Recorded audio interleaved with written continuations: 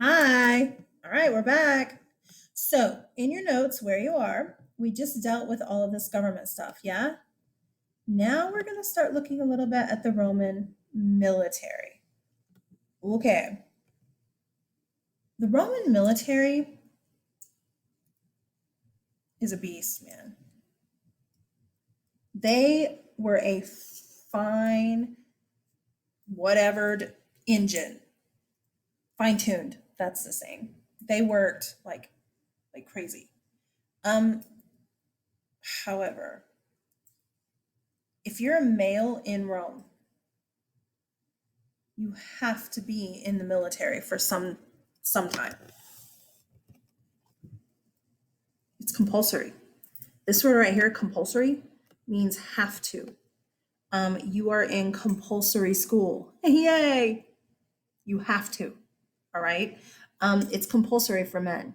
Now, the numbers to remember concerning how long you have to be in the military. It's easy. 3 and 10. Those are the numbers to remember. 3 and 10. Okay. And it's different depending on your social status. So I can't just say everybody has to serve for this amount of time. It depends on your social status and what you want. Okay, what you're, I don't know, trying to get out of it. Okay, so they do train quite a bit like Sparta, except not as intense and not like at 7 years old. Um, but they do fight quite a bit like Sparta. All right. So when you see them, especially, there should definitely be some similarities that you notice. All right. There's also differences, obviously, but they do fight a lot like Sparta. That being said, every single patrician male has to be in the military. What if you don't do your 3 years? Oh, I'm sorry, I didn't tell you. Every single patrician male has to be in the military for at least 3 years. What if you don't? Then you can be stripped of your patrician status.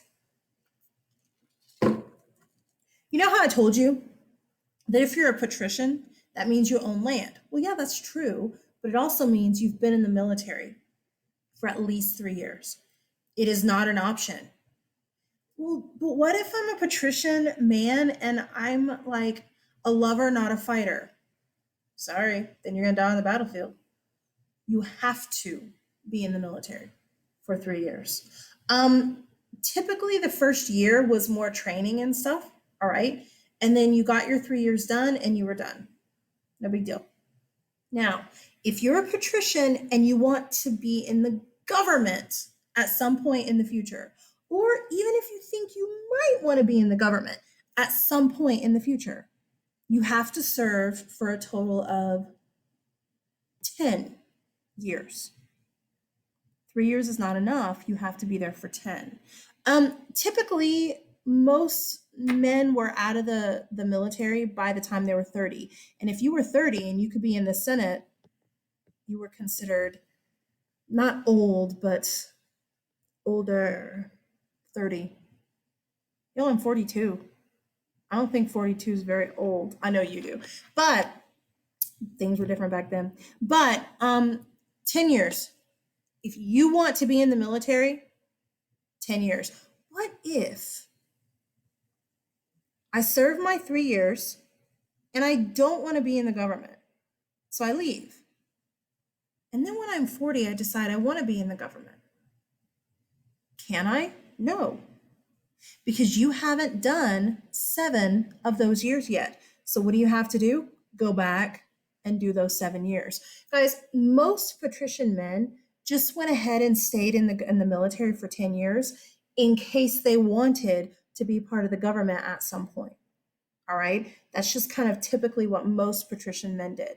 You have to be there for 3 years. If you think you might want to be in the government at some point in the future, you got to do 10. And again, if you haven't done that 10, you have to go back and serve. Okay? Okay? All right. Let's talk plebeians, not patricians, plebeians. If you're a plebeian and you are in the military for 3 years, you are eligible to buy land. What happens if you buy land? Are you a plebeian anymore? You're now a patrician and you get to vote. Okay, listen. Most plebeians, I shouldn't say most, that's not really true.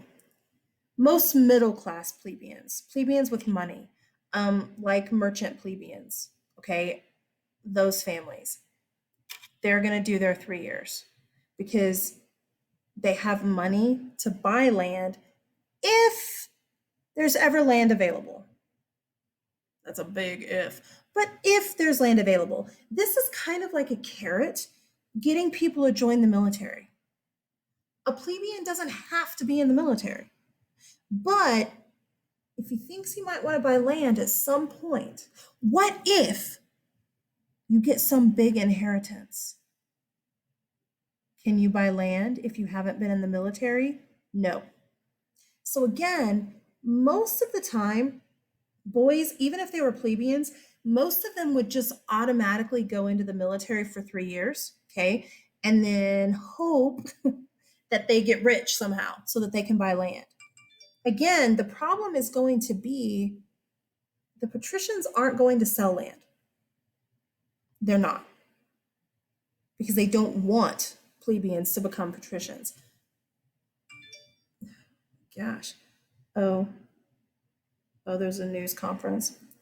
That's what all the beeping is. The plebeians want to be patricians. The patricians don't want them to be plebeians.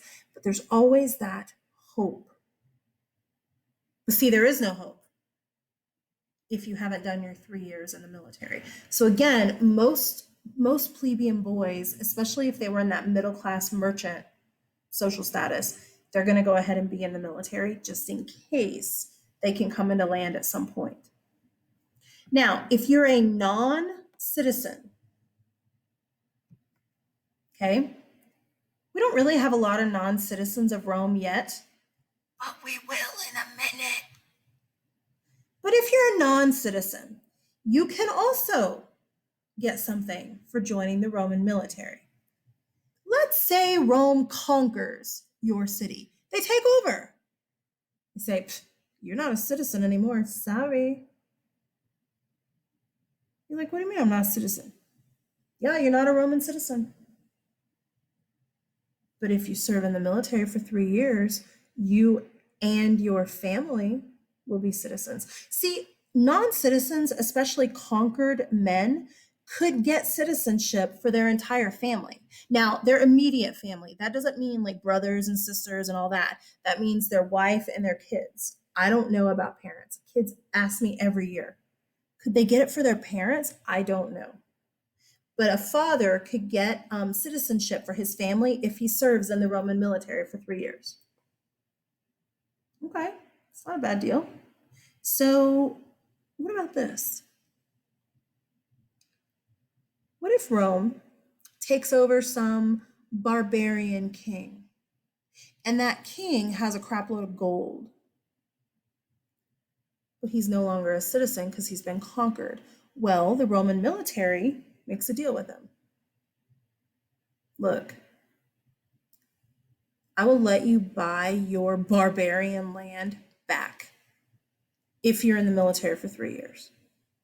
Okay, so he's in the military for 3 years, which means he's now a citizen. He's also served 3 years, so he can buy land. If he's a really rich barbarian king, they might let him buy land. If they let him buy land, well, now he's a patrician. He can vote. But if he goes into the military for 7 more years, then he's allowed to be part of the government if somebody will vote him in.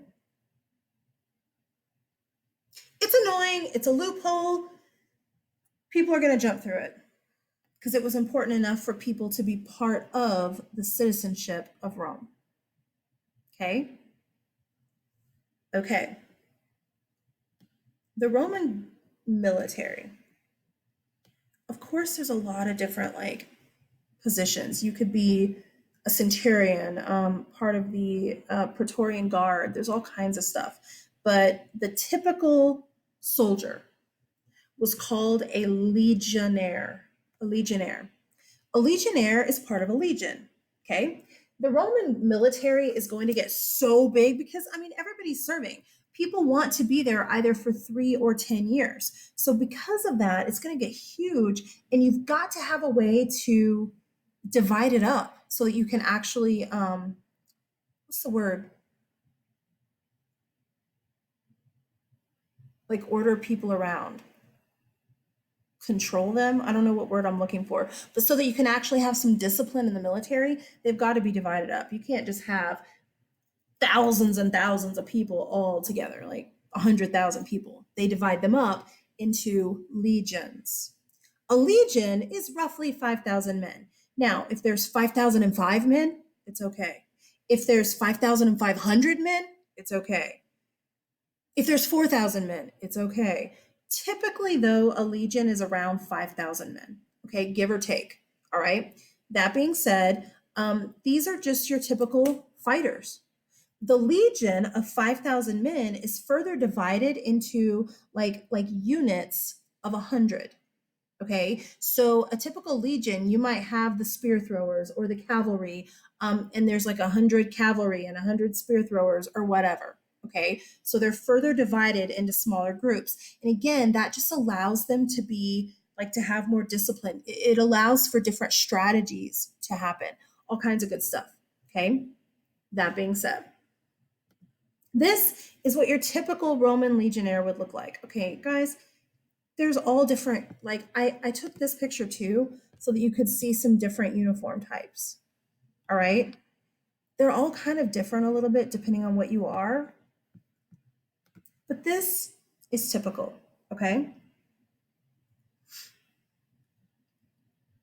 They typically have this breastplate or what will eventually turn into chainmail. It's not like typical chainmail yet, but it's basically the same thing. You see their really big shields. They are going to fight in a form of phalanx, just like the Greek Spartans did. Okay, and Alexander the Great did too. They do have spears here. Okay, but do you see this sword right here? It's a little sword. It's called a gladius right here. I have a gladius in class, like a wooden one that, I mean, I don't know when you're watching this. If we're totally virtual, sorry. I just noticed I have this open. Um, if you missed today in class and you're watching this as a like I missed video, remind me and I'll show you my gladius. They're pretty short. It's for close fighting. The Romans didn't believe in killing people from far away. They wanted to see the whites of your eyes. There's other civilizations that did that too, but the Romans felt like there was honor. Like when you kill somebody, you look them in the eye. There was honor in doing that. So anyway, this is your typical Roman legionnaire. Okay? Okay. There we go. All right, this right here is Rome, the city of Rome. Up to this point, Rome is just a city. That's about to change. The first thing that Rome decides to conquer as they start expanding militarily is Italy. Probably not a surprise. Okay, it's their own people group, Etruscans, Latins, all right? But they create an empire by uniting all of Italy to create the Roman Empire. It's just Italy right now. But once they do that, they decide to go east and they conquer Greece. So Italy and Greece are the first two things that Rome conquers. And Rome now is a city, the city of Rome, as well as the Empire of Rome. It consists of Italy, and it consists of Greece.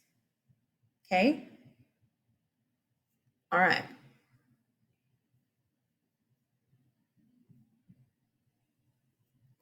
I can't switch. There we go. Okay. Look right here. Ooh, let me move my head. Vroom. Look right here. This is the Roman Empire, all right? It's Italy. And then, of course, Greece over here, but it's Italy, yeah? Okay, look. We have another empire right here, this purple. This purple is a pretty impressive empire. It's pretty big. It's the islands right next to Rome. It consists of northern Africa. It even consists of part of modern day Spain. Impressive. It's the empire of Carthage. Carthage. Okay, look. Carthage is a city. My head down here. Nope, up here. Carthage is a city right here. Okay, it's also going to be the empire of Carthage too, I know, but it's a trade empire. Trade. Do you remember the Phoenicians of Mesopotamia? The Phoenicians, they lived up here. They're the ones that traded papyrus and purple dye, and they had the Phoenician alphabet, remember? Carthage was originally a Phoenician colony. The Phoenicians settled right here, and they create this colony so that they don't have to go all the way over here and trade with people over here and then come all the way back. They set this up in the middle of the Mediterranean so that they can go this far, drop stuff off, and then go back. And then right here, these people can trade with all these people over here. Got it? Well, that was originally what Carthage was, a Phoenician trade empire.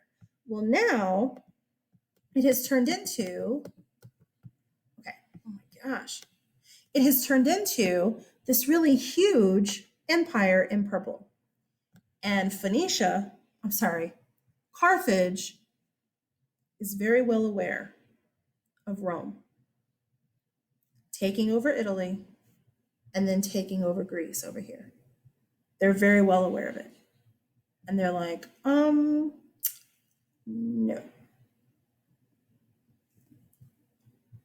Carthage and Rome are about to have a series of wars.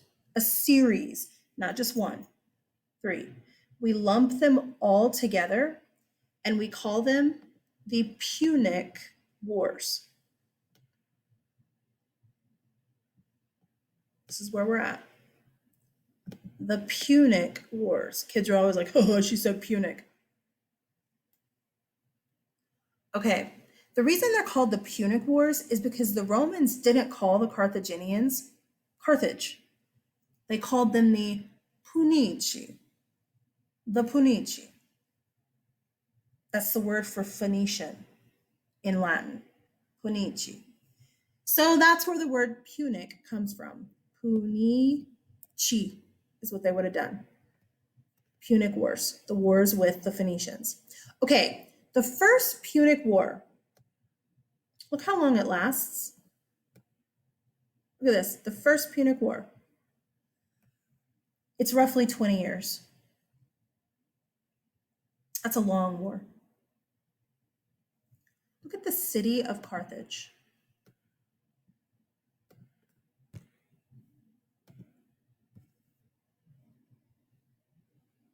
The city of Carthage. It sits right here, directly facing Rome. It was a big, giant, impressive trade city. And most impressive of all was the harbor. This is where ships like park, dock. Isn't that cool? Ships would come and go. And then in front of that, you have this like border. Carthage is aware of Rome. Right now, they're fine. They're trading. Everything's cool. Is it going to stay that way? No. Guys, the Carthaginian Wars, the Punic Wars, they're basically trade wars. All right? They're wars about trade. Rome is looking at Carthage. Look at this. Rome has expanded here and Greece. Okay? Look how close Carthage is to Rome. Look at Corsica. Rome is like, should we be worried about Carthage? Carthage is building this huge thing in front of their harbor to protect their harbor. And Rome's like, why are you doing that? We didn't, huh? There's been little spats, I don't know, what you would think of as like pirate fights today, where like rogue merchant ships are fighting each other, Rome and Carthage. But eventually the First Punic War starts between Rome and Carthage, okay? And again, it lasts for about 20 years, all right? Guys, when a war lasts that long, there's a reason, something's going on. In this situation, it's because Rome and Carthage were fairly evenly matched. Like the Hittites and the Egyptians, they're fairly even matched. They both have a great navy. They both have a great infantry. They both have great stuff.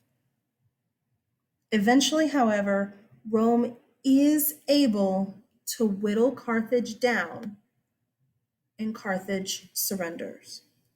Okay, I've told you this before. Let me start over. I've told you this before. I'm going to tell you again and again and again.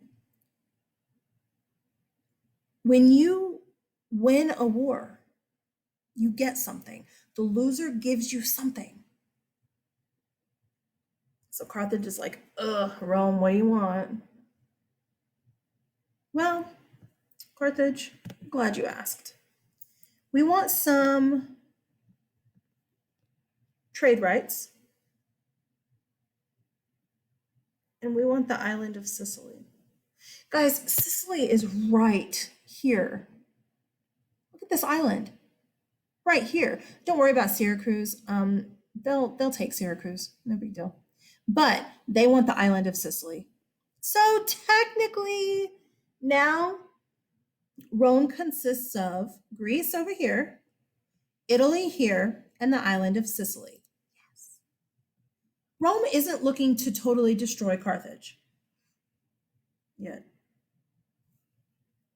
Carthage is still all of this northern Africa, this piece of Spain, and this right here. Okay? And then look at the dates. These dates are crazy. So the First Punic War ends in 241. Okay? The Second Punic War does not start until 218. It's 20 years later. That's a whole generation later. 20 years later. That's weird. It's because of this growing resentment toward Rome in Carthage. For 20 years, they're trading, they get along well, except the Carthaginians are like, ugh, gross, Rome. Ugh. And the Carthaginians want their land back. So, look how long this Second Punic War lasts. It's almost another 20 years. Again, evenly matched, except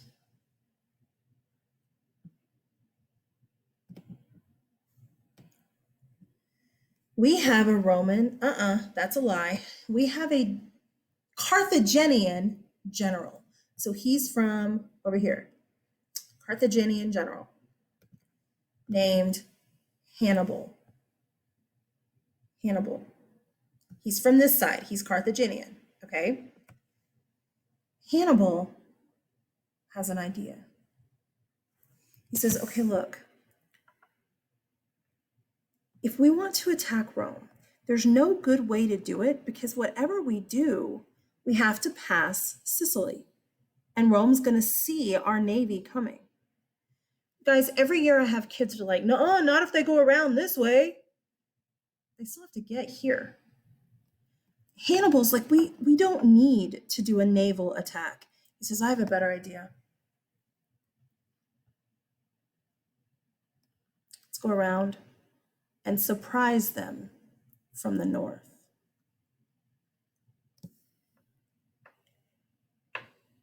That's so smart.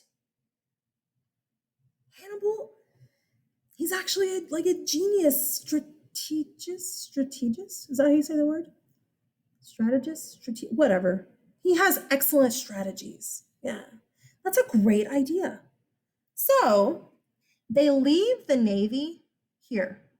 Because if they suddenly pull the navy away, everybody on Sicily is going to see that. They're going to be like, oh, what's Carthage doing?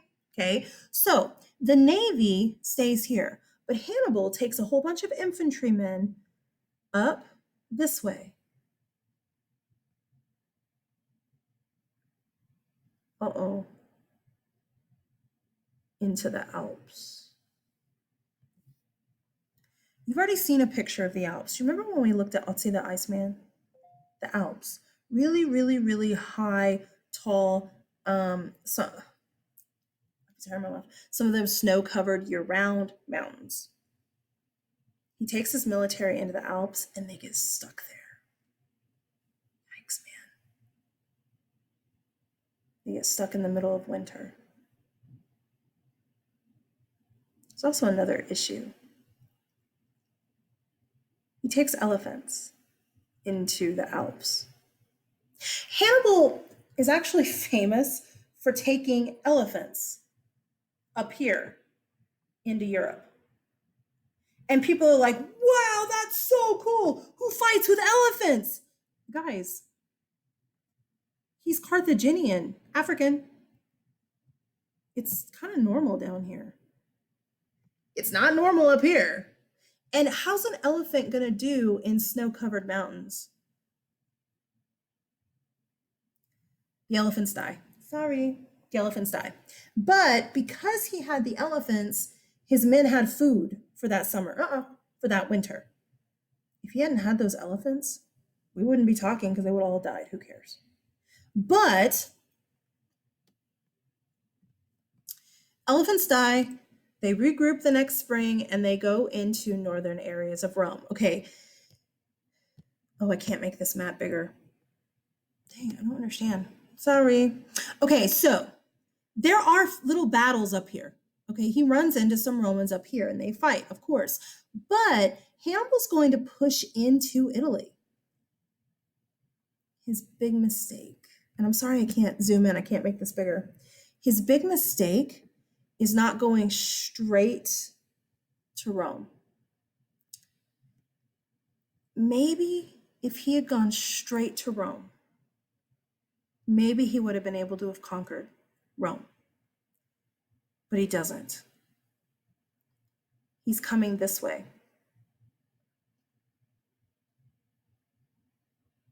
You're like, what is he doing? There's a reason. His thought is, if I can get control of the rest of Italy, then I can focus on Rome. I get it. I actually get it. That's really smart. However, we're going to see Adolf Hitler do the same thing in World War II. Instead of going straight to Moscow, he splits his military and he goes to Moscow, Stalingrad, and Leningrad. What if he had gone straight to Moscow? Would he have won? I mean, woulda, shoulda, whatever, who cares, right? But I will tell you, in my Roman class in college, that was one of my essay questions on my final exam. Argue for or against this. If Hannibal had gone straight to Rome, he would have won. Argue for or against. That's still something that historians discuss today. Would Hannibal have won? Because the Roman military didn't know that they were coming. Yeah, they see some Romans up here. There's little battles, nothing major. They're not ready for him here. Would he have won if he went straight here? I don't know, but that's not what he does. And he ends up getting, I don't know what the word is, whittled down to the point that Carthage has to surrender. This time, Carthage is like, oh, jerks, Rome? What do you want? What do you want? What are you going to take from us now? Rome says, oh, not much. Just Spain and the islands. Let me go back to this map. That means Rome is now Italy and Greece and Sicily and the islands of Corsica, Sardinia, and then this piece of Spain. That means all that's left of Carthage is this. That's it. Guys, it's still a lot of land. Carthage is okay. And again, Rome isn't destroying Carthage, so it's okay. Things are cool. Look at the date here. For the Third Punic War. The Second Punic War with Hannibal ended in 202 BC. Okay, look. The Third Punic War is 50 years later. 50 years. I would really hope that 50 years later you still don't have a grudge. Well, the Romans do. Who? The Carthaginians? No. The Romans. See, for the last 50 years, things have calmed down. They're friends again. We bombed the crap out of Japan in World War II, and now we're okay. Because, time. Yeah? Guys, time. Not in this situation. There's a Senate meeting, and right in the middle of the Senate meeting, somebody's like, does anyone else have business? And a senator named Cato, CATO, stands up. Cato stands up and he says, Carthage must be destroyed. And the senators are like, what? Carthage? You don't know what Carthage is doing behind that big wall. They could be building up their navy. They're quiet, but that's why it's better for us to strike first.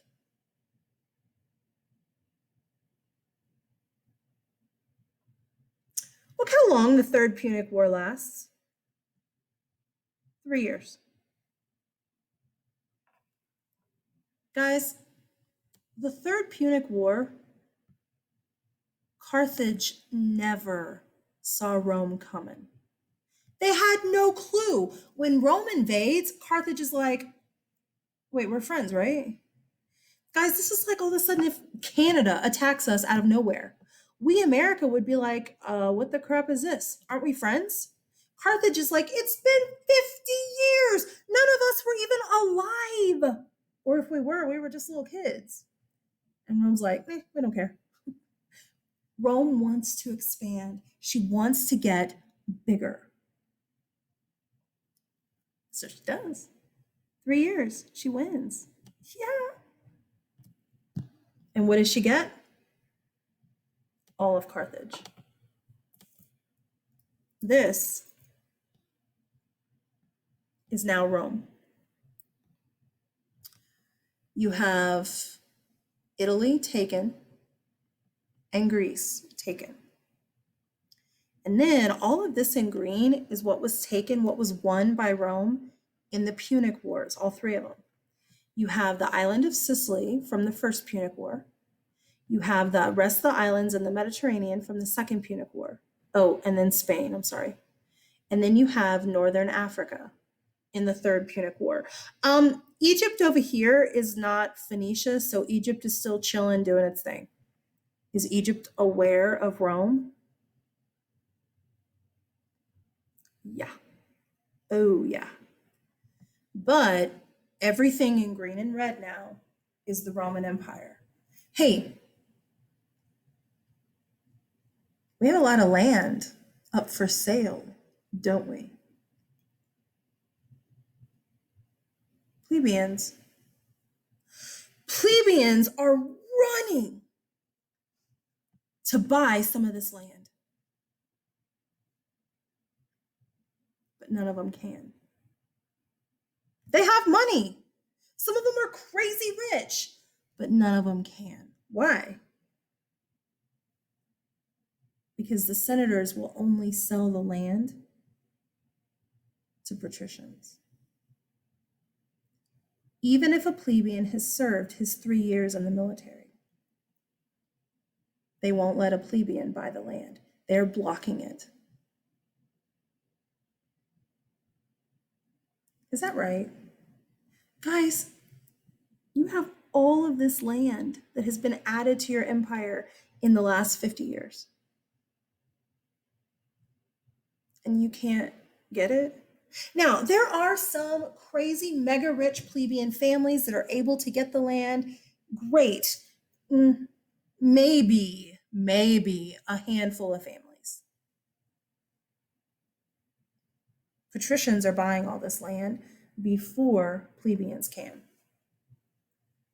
That's just tacky.